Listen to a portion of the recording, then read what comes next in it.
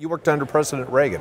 A long time ago, yes. I worked for President Reagan's first science advisor, Jake Heworth, working on space policy and defense policy. I had the opportunity to learn from some really smart people who were working in the White House Science Office about how you make space policy and science policy.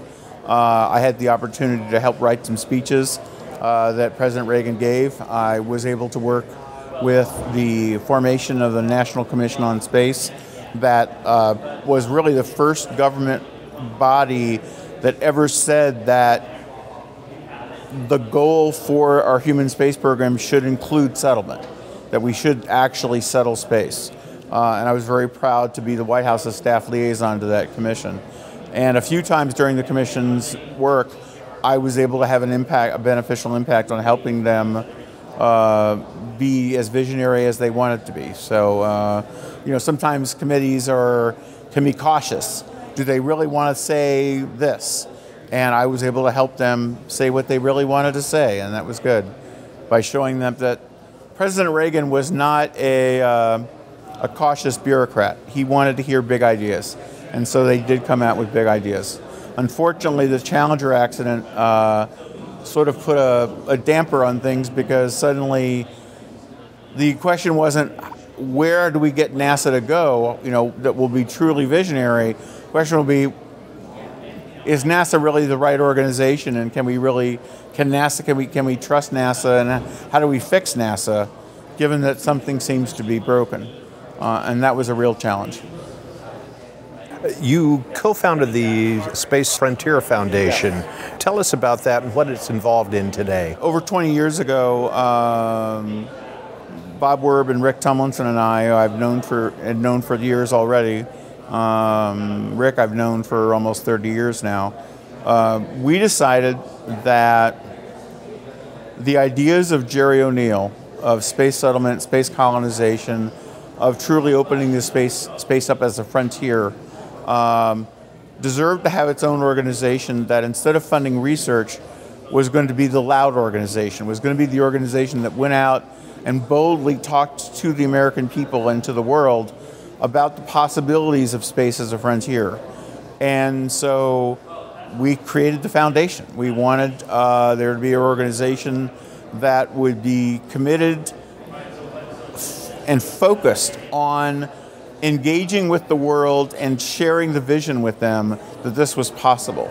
And the organization has grown and changed and been dynamic over its 2-decade-plus history. We have we've had multiple new generations of people come in. We have a huge contingent of young people that are leaders in the organization right now.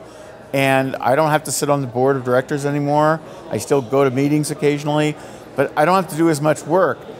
I'm just sitting back and enjoying the fact that this new generation of young people are taking on the dream we had and want to share this with everyone, want to help affect change, help change the conversation about space from space just being a government program to space being a place, a frontier, a place that everyone can go, and that we should open up space so that everyone can participate in it.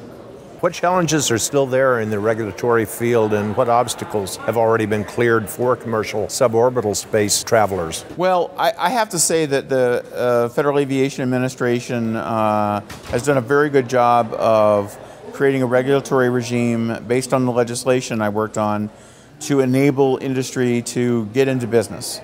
There's probably still tweaks that have to be made, but that's actually very good. The biggest challenges now are, is there a big enough market, okay? And NASA is trying, with some success, to look at how they could utilize these vehicles to do scientific research or technology research. If you can get 5 minutes of microgravity as a vehicle flies in a parabola to 100 kilometers, then you can do a little bit of the research that you want to do on space station, but do it very cheaply to see if your equipment works and to see if it bears fruit. And then you can invest in the much higher cost of launching the experiment all the way to the space station. there's a lot of earth science and atmospheric science that can be done with these vehicles, because instead of trying to model what's going on in the atmosphere, you can actually go to the atmosphere and measure its temperature and pressure and constituent matters and understand what's really going on in the upper atmosphere, so that we can better predict weather, better understand what's happening to our climate and things like that. So there's some real possibilities for vehicles that are being developed with private funding, frankly, for tourism and other commercial pursuits, actually having a huge payoff for the public sector, for the American people and the public interest. So it's great.